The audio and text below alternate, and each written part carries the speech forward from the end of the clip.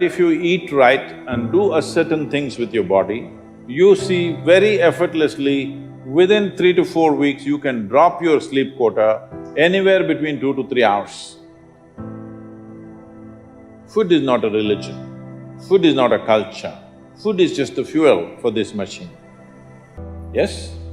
There may be cultural aspects to the tastes, there may be even religious tinge to the food over a period of time, but essentially food is fuel for this body. So with what kind of food will it function with minimum struggle within itself and maximum impact? So suppose you buy a petrol car and pump diesel into it, it may still roll around but not at its optimum.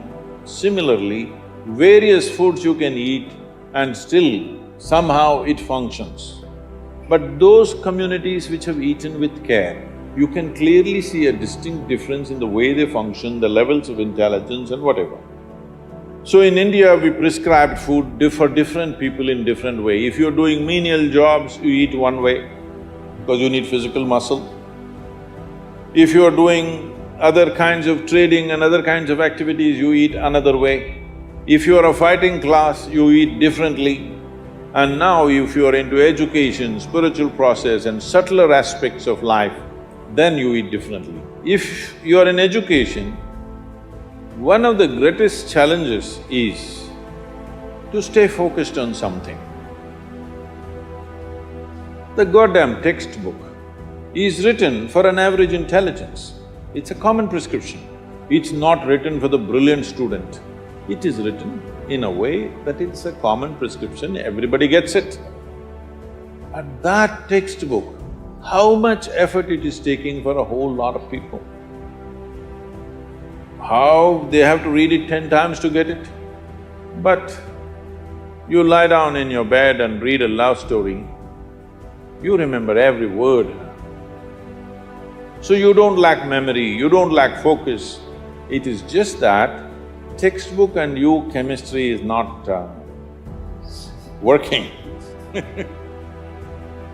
So what you need is a higher level of focus, a higher level of involvement.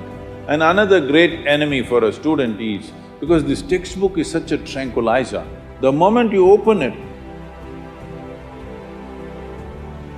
go to cinema till 2 AM, you're up. Open the textbook at 9 o'clock, right there, you smash into it.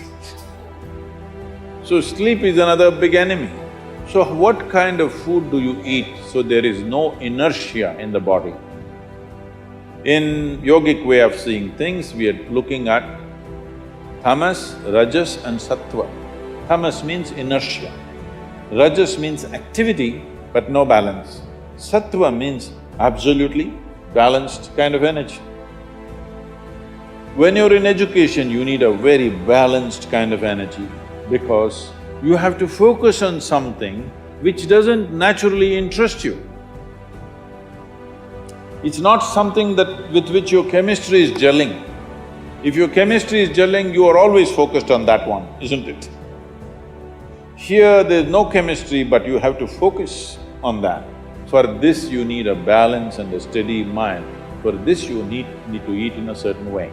To put it very simply, food goes through your body through the alimentary canal. From your mouth to your anal outlet, there is a pipe. Through this it runs, going through various stages of digestive process. Many of you are biology people, right? So, it goes through the alimentary canal. Now it begins with the lip. Here, if you look at this, all the herbivores and carnivores. If you look at the animal kingdom, there are herbivores and carnivores are two main segments of animals in the world. One eats vegetable matter, another eats meat. If you look at the alimentary canal, the way it is built, between herbivores and carnivores, there's a distinct difference. Everything in the human being suggests that you are naturally a herbivore, but for the sake of survival, we became carnivores. If you look at the jaw movement, all the carnivorous animals have only cutting action. Herbivores have cutting and grinding action. There are molars But carnivores don't have widespread molars, they have just incisors, canines, and everything looks like cutting teeth. So they do only this. All the herbivores do grinding. What do you have? Both. So you are supposed to chew your food. Why you are supposed to chew your food is that you have enzymes in your saliva where if you take a little bit of raw rice and put it in your mouth just for a minute, you will see it turn sweet right here, because right here carbohydrate is being converted into sugar, right here. So if you eat properly, then we say about 30 to 50% of your digestion should happen in your mouth. So this part of the digestive system is expecting half digested food or partially digested food. But right now the way we're eating is mostly we're putting not only undigested food, but partially destroyed food. So the amount of food that you need to get the same amount of energy has increased. You're eating much more food than what you should eat to generate that much of energy. Because of that, there is inertia in the body, because it has to process so much more food than what it should, there is inertia. Once there is inertia, your sleep quota increases. But if you eat right and do a certain things with your body, you see very effortlessly, within 3 to 4 weeks, you can drop your sleep quota anywhere between 2 to 3 hours. 1.5 to 3 hours very easily you can drop if you just eat consciously and just learn to sit properly, just the posture, your geometry of the body and what goes into the system. If you just manage these two things, you will see sleep quota will just come down like that. Just to tell you, for over 25 years, I have largely managed with an average of 2.5 hours of sleep. Now I'm getting lazy and I'm sleeping, averaging somewhere around 4.5 hours now, but 7 days of the week, okay? 365 days, non-stop, on, almost every day. So, it's a non-stop activity. And today many people around me have learned to do this. Over 150 people around me are doing this kind of activity, averaging 4 hours sleep and 7 days of the week, they're on, all the time. And they are not irritated, they are not frustrated, they're joyful and they're wonderful. Why this is this? There are many aspects to this, but one important aspect is food, how you eat. Not only what you eat, how you eat is also very important, because food is a live thing. Just bring 40 to 50% of the food in its raw form, that means it's alive. It must be a live cell, it can be a vegetable, it can be a fruit, it can be a nut, it can be sprouted gram. At least 40 to 50%, the food that you eat must be alive. You eat dead food and you want to live, this is a little difficult thing to do, because you have to raise the dead now. But if you eat live food, one thing you will see is the state of your mind, your focus and your sleep quotas, and above all, staying awake is not good enough, you have to stay alert, isn't it? How alert you are, how focused you are, only to that extent everything yields to you in this world, isn't it so? What is the level of focus will determine whether the world yields to you or not, isn't it? And one more aspect of life, one more aspect of food is, when you consume something, it must be of a simple genetic code in the sense, it must be a very simple software.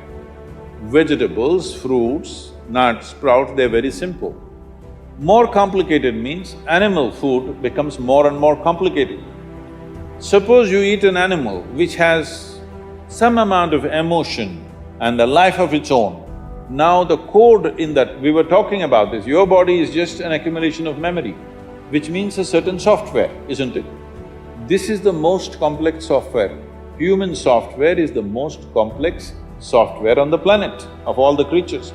So if you eat an animal, particularly a mammal, if you eat, it has a similar kind of complexity, maybe not as complex as this, similar level of complexity, because it has thought and emotion of its own. Now for you to break that code and integrate it into your system, you are not fully successful. So it will leave traces of certain qualities within you. You cannot break that code and make it a part of yours because it's a different and complex code.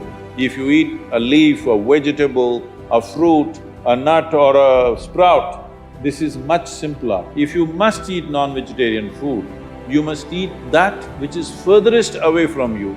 So generally, fish and water life is furthest away from you.